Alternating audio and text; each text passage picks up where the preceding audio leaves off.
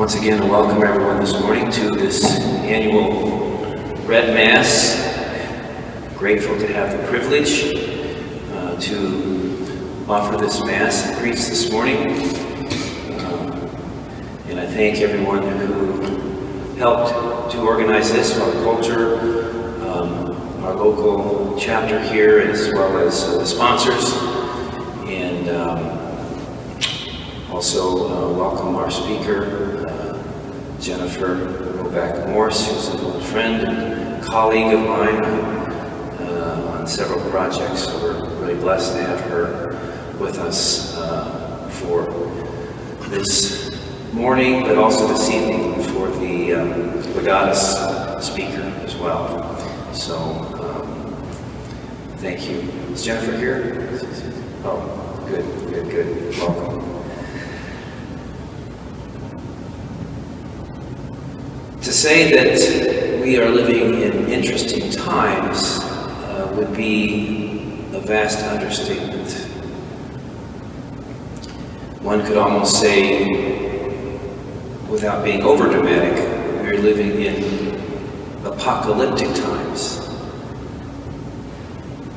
If you just kind of look and reflect on what has happened this past year, what is happening now, what will happen in the coming weeks, months, years. And some say these are unprecedented times, and that we need some precedented times. But in a certain sense, these are not unprecedented times. If you look at them through the history of the church and the history of the world, I mean, there's plagues, there's been upheaval, political unrest, divisions, throughout history. And we're going through one of those now.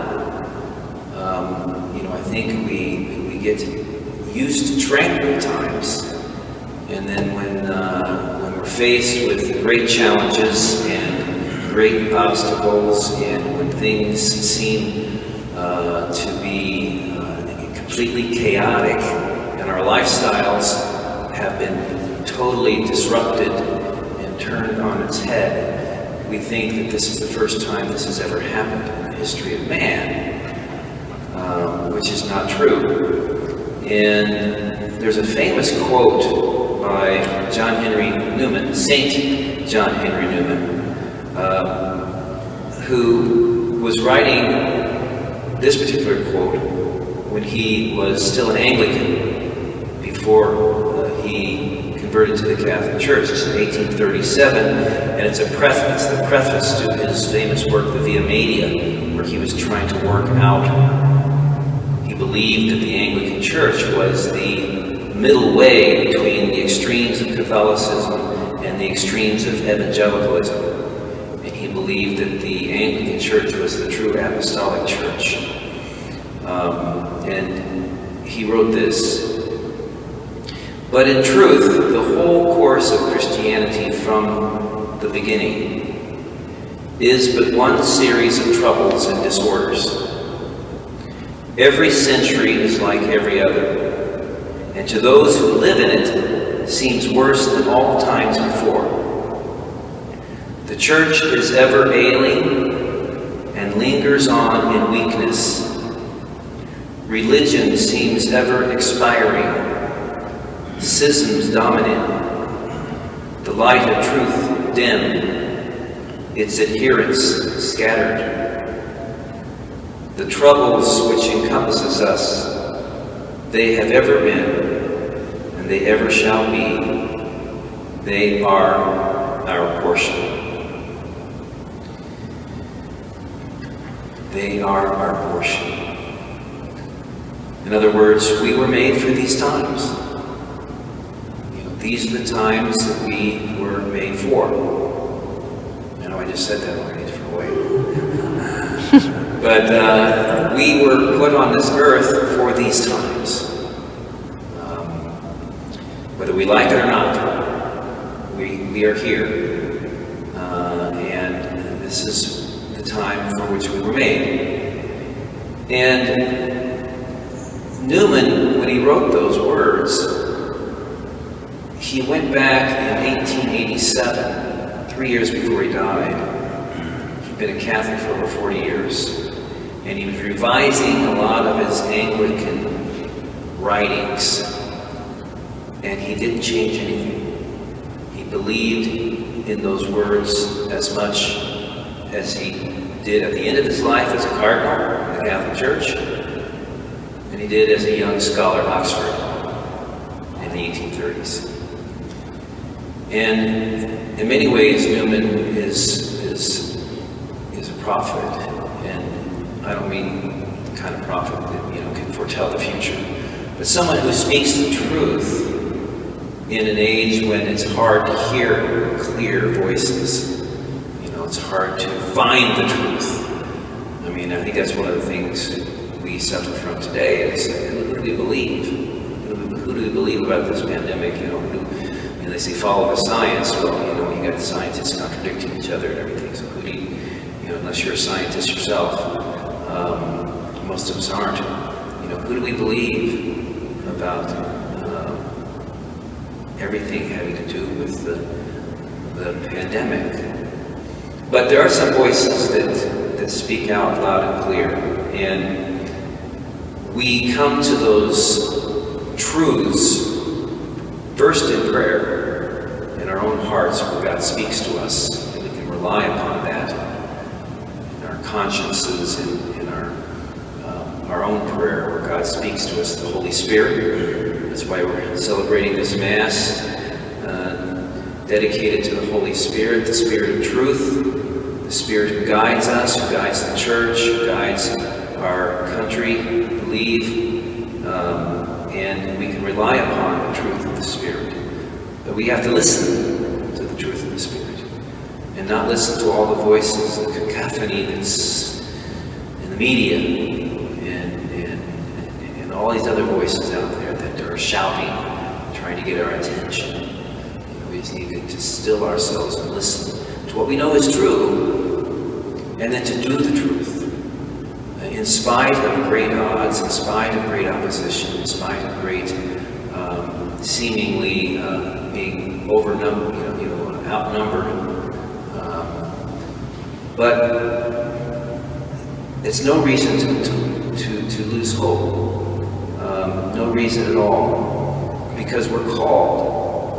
Each one of us has been called to play a part in these times, especially those of you who are in the legal profession, or those of you who are in politics, or those of you who are playing a role in ordering our society, in governing our society.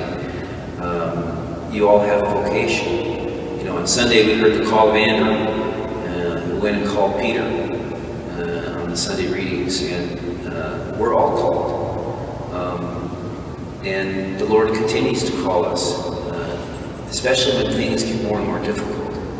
I have the privilege of serving as the National Episcopal Advisor to the Catholic Medical Association. And we had our meeting on Friday and Saturday in Florida. I didn't get to go. I would have loved to have gone. That's when we had our blizzard. But I didn't go. But Father Kubat went. How he did it. But Nebraska's well represented because I'm the Episcopal Advisor to the CMA, and Father Kubat is the Spiritual Director of the CMA. So two from the Diocese of Lincoln. But one of the things we're discussing is membership. And the CMA continues to grow, but it's growing among the younger medical students and residents. Have doubled in the last 12 months. And these young people, these young medical students and young doctors are really impressive, because they know they're going into a field which is very difficult, and they are being asked to do things, and they say no, and that's when the attorneys come in if they are forced to perform a practice or to do a procedure that's against their conscience, then they have rights to say no, and they can't be punished, can't be any retribution, and they have to get a good lawyer. If it goes further than that, usually doesn't. Most of them are saying no. That's the interesting thing. Most of them say, if they say, I can't do this, I'm sorry, they're respected. And they're all in secular medical schools. They're not in Catholic medical schools. But they're being respected for their conscience. But that will be attacked, I'm sure. Maybe even with the new regime coming in, the freedom of conscience, freedom of religion, those freedoms that we all enjoy, that are really embedded deeply into the Constitution, are going to be attacked. And I'm afraid that's going to happen probably sooner rather than later. No reason to be afraid. We know the truth, and again, we're created for these times, and we need to stand strong and support one another. That's why I think, this effort to the Catholic Medical Association and the Catholic Lawyers Guild, I'm not sure what it's called, that there's a lot of collaboration being done now to bring both of these professional groups together to help each other, because we're all in this together, right? We're all in this together, and we need each other. We need each other to stand up and speak the truth. But that's a great sign of hope.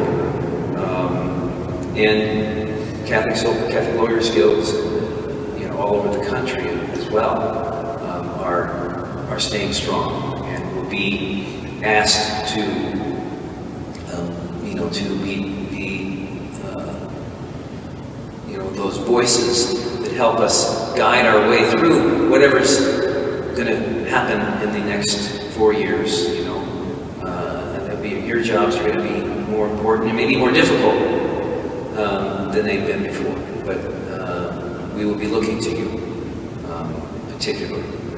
I was just reading with Father Beckrich, the Diocese of Lansing put into their policy. I think they're the first diocese to do this for all their schools explicitly about the whole transgender question and the ideology that is rising and getting stronger and stronger. But they codified it in all their schools and in all their institutions and then it was very well written, because it also reaches out to those who are suffering from gender dysphoria and who are struggling with their identity. But it's very clear about employees and students even in their schools and in their institutions. But I think more and more dioceses are going to have to be doing that. And I know Tom Vinzer is all over that too as well. So we'll probably talk about that at our next meeting. So the gospel today, again, a legal dispute, whether or not it's legal to eat on the Sabbath or to pick grain on the Sabbath, as well as our first reading, which is a beautiful reflection on the importance of living according to the law of God first, and not that of Caesar or the state.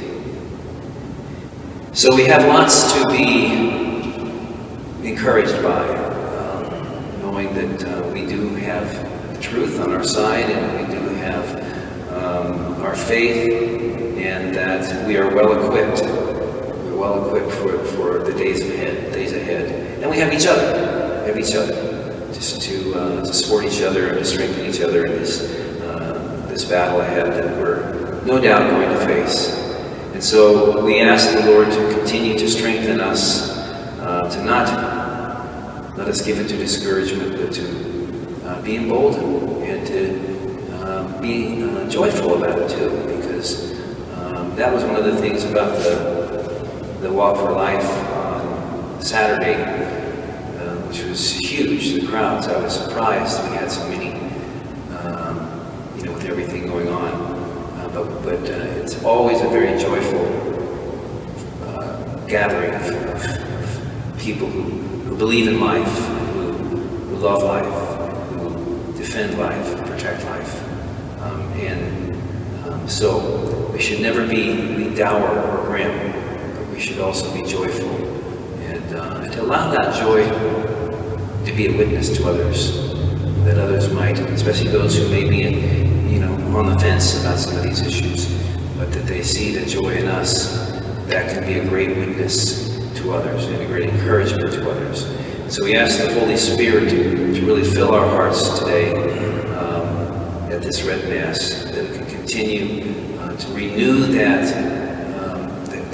dedication that we have to uphold the truth of God, and to uphold the truths that we believe are part of what makes our society truly a society that loves our neighbor, and that strengthens our neighbor, and that it helps to bring about unity in our society and in our world.